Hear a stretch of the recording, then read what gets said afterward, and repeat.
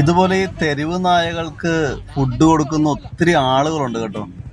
അത് തെറ്റാണോ ശരിയാണോ എന്ന് ചോദിച്ചു കഴിഞ്ഞാൽ ഒരർത്ഥത്തിൽ പറഞ്ഞാൽ ശരിയാണ്. മിക്കവാറും തന്നെ തെരുവ് നായ എന്ന് പറഞ്ഞാൽ അവർക്ക് വേണ്ടത്ര ഭക്ഷണം കിട്ടാറില്ല.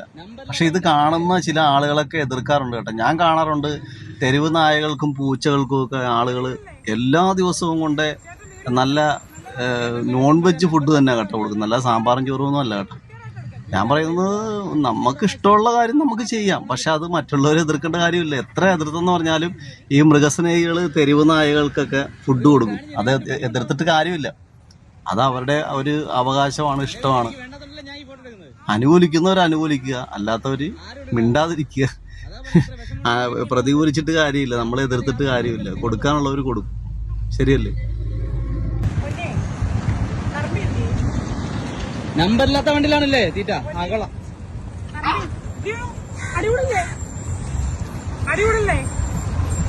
ചേട്ടൻ വീഡിയോ എടുക്കണം, പക്ഷെ നമ്പർ പ്ലേറ്റ് ഇല്ലാത്ത വണ്ടിയാ.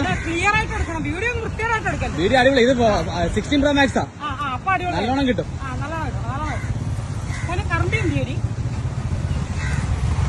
ഒരു കാര്യം ചെന്നൈയും കൊണ്ട് വീട്ടിൽ കൊണ്ടുപോകുന്നത് സ്ഥലമുണ്ടെങ്കിൽ എന്റെ വീട് എനിക്ക് വേണ്ടാത്തോണ്ടല്ലേ ഞാൻ ഈ ഫോട്ടോ എടുക്കുന്നത്. ആരും എടുക്കളയുന്നത്? അതാ പറഞ്ഞ എത്ര വിഷമമുണ്ടെങ്കിൽ വീട്ടിൽ കൊണ്ടുപോകുന്നത്. ഈ യാത്രക്കാർ യാത്ര ചെയ്യുന്ന തന്നെ തീറ്റ കൊടുത്ത് നടത്തണോ? ഈ തീറ്റ കൊടുക്കാത്തപ്പോ എങ്ങനെ കഴിക്കണം? ആൾക്കാരെ തട്ടിപ്പിടിച്ച് കഴിക്കണം അല്ലേ? നിങ്ങൾ വരാതിരിക്കുമ്പോ ഇതെങ്ങനെ കഴിക്കും? നിങ്ങൾ ഒരു സമയത്ത് നിങ്ങളങ്ങ് മരിച്ചു, എന്ത് ചെയ്യാൻ പറ്റും? മരിക്കുമ്പോ എന്ത് ചെയ്യും? അപ്പൊ എന്ത് ചെയ്യും? അതാ പറഞ്ഞ അപ്പൊ എന്ത് ചെയ്യും? നിങ്ങൾ കൊടുക്കാത്തപ്പോഴത്തേക്ക് എന്ത് ചെയ്യും? ഞാൻ വിടല എന്താ ആയിക്കോട്ടെ, ഇതിലെ പോകുന്ന ആൾക്കാരെ കയ്യിൽ നിന്ന് തട്ടിപ്പറിച്ച് കഴിക്കും. അതാ സംഭവിക്കാൻ പോകുന്നത്. തട്ടിപ്പറിക്കും. അപ്പൊ എന്താ പറ്റും? വഴിയാ പോകുന്ന പാവപ്പെട്ട വഴിയാത്രക്കാർക്ക് പരിക്ക് പറ്റും. അതാണ് നിങ്ങളെ പോലുള്ള ആൾക്കാർ ചെയ്യുന്നത്. മനസ്സിലായില്ലേ? നിങ്ങൾക്ക് മനസ്സിലായിട്ടില്ല ഇപ്പോഴും. നിങ്ങളുടെ വീട്ടിലുള്ള ആർക്കെങ്കിലും പറ്റുമ്പോൾ നിങ്ങൾക്ക് മനസ്സിലാവും.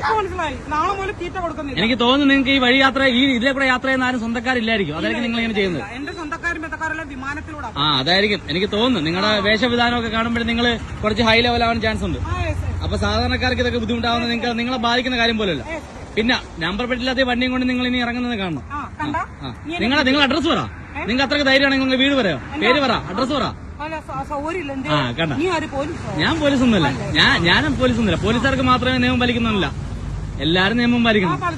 നമ്പർ പ്ലേറ്റില്ലാത്ത വണ്ടിയും കൊണ്ടിറങ്ങിക്കല്ലേ?